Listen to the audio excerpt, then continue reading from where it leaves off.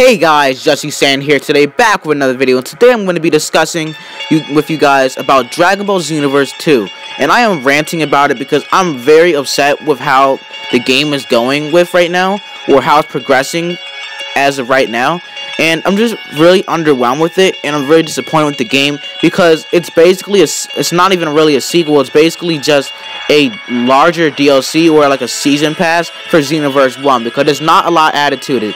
One, the story isn't that much different. It's still the same mechanic.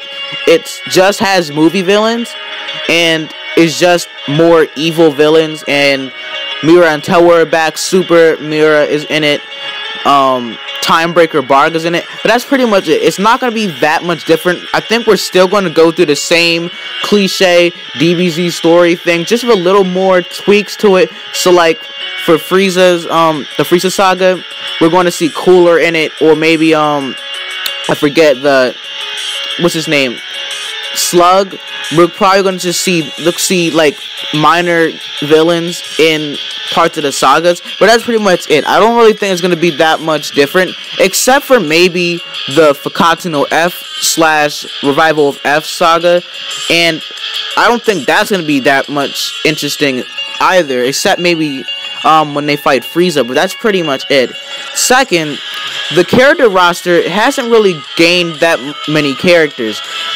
We were promised that it was going to have 85 characters, which is 25 more than original Dragon Ball Xenoverse game.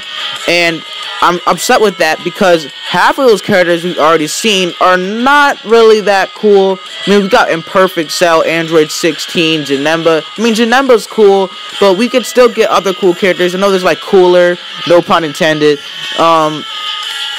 Who else? Gogeta. Those characters are cool. Majin Vegeta. Those characters are cool, but like Android 16 and Perfect Cell, I'm not really interested in them. And they could have added different characters to replace them, because like, why would we need Imperfect Cell? Like, we really didn't need Imperfect Cell. So for the other half, for like maybe the 13 or 11 more characters, I don't really think it's going to be that many interesting characters. So it's going to be an overwhelming character roster. And especially because most of it is made out of the evil villains. So we're not going to have a really big roster in terms from Xenoverse 1. And it's not really that different.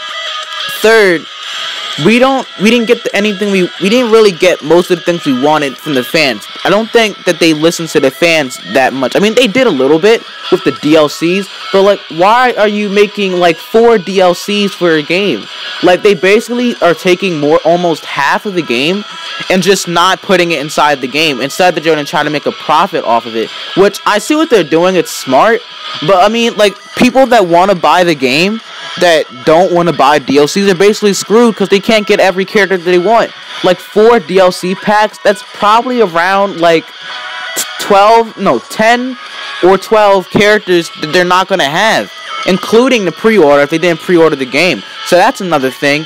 And from the races, they didn't add a new race, which we all really wanted. I would really wanted to see a bio android race, or just a regular android race, something like that. I really want to see that. I know it would be like the same as a human race, but the bio android race would be very cool, and it'd be similar to Frieza's race, but they could make it where they had a lot of health and a lot of stamina, and it had decent special attack. But, I mean, no, ultimate attack, I'm thinking about Pokemon, but they'll have decent ultimate attack, so it'll be a really cool mechanic, but they didn't even add any races.